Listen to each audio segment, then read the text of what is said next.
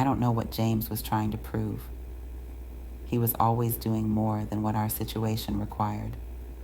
What I wanted was eyes on the inside of Terrence's company and sex, straight to the point.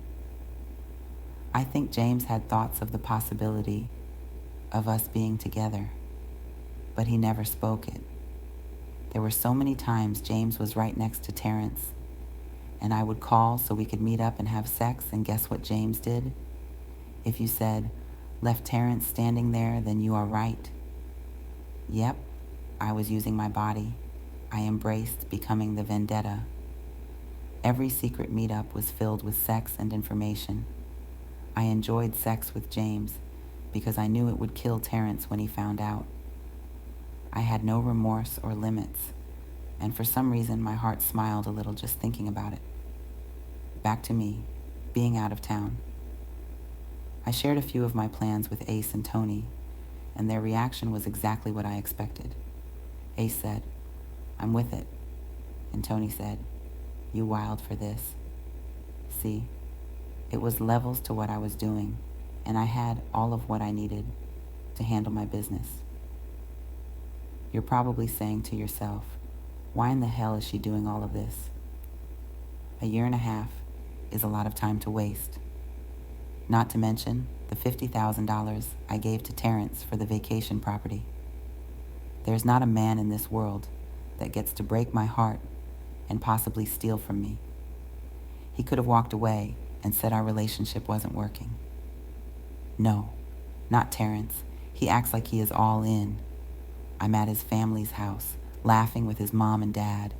I'm so damn mad I want to tell Mrs. Suzanne about her raggedy, dusty son, but I won't. I never put parents in my relationship with their son. Terrence put on his performance, and now I'm about to put on mine. Whether it's like a show on Broadway or a feature film, I'm about to act a fool and get my Tony Award or Oscar. Tony and Ace left while I stayed at the Honey Hideout. James and I would meet up in the next county and have a little fun. I can't tell you how many times Terrence called, and I had to pretend I was distraught with James next to me. I listened to Terrence tell me about what was going on and how he missed me. Blah, blah, blah. He was saying this, and the tracker I had in his car he didn't know about was showing me his location at his secretary's house. I wanted to say, boy, go to hell. I guess we both was being nominated for an Oscar. Heartbreak and unforgiveness is a cocktail for more emotional turmoil. I was still up and down about wanting what I thought was love and being at the point of no return in my heart.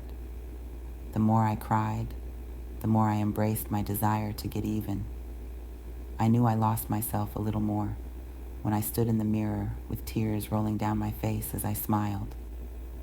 All I wanted to do was kill Terrence, erase him from the face of the earth, but the only thing that restrained me from doing that is the reality that I wouldn't be able to see him struggle to breathe through the pain like I had to.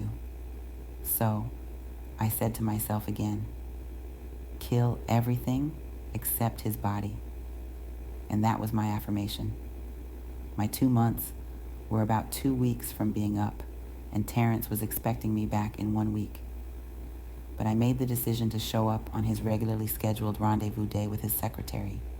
I woke up that morning with a smile on my face, a song in my heart, and put my gun on my waist.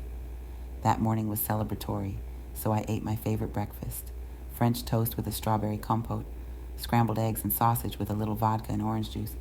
I grabbed my keys and my folder full of evidence. "Hey babe, how's your morning going?" I asked Terrence. I really wanted to see what he was going to say, and he didn't disappoint me. According to him, he was at the office doing the same old stuff. I found that to be funny, since the tracker showed his cars at home.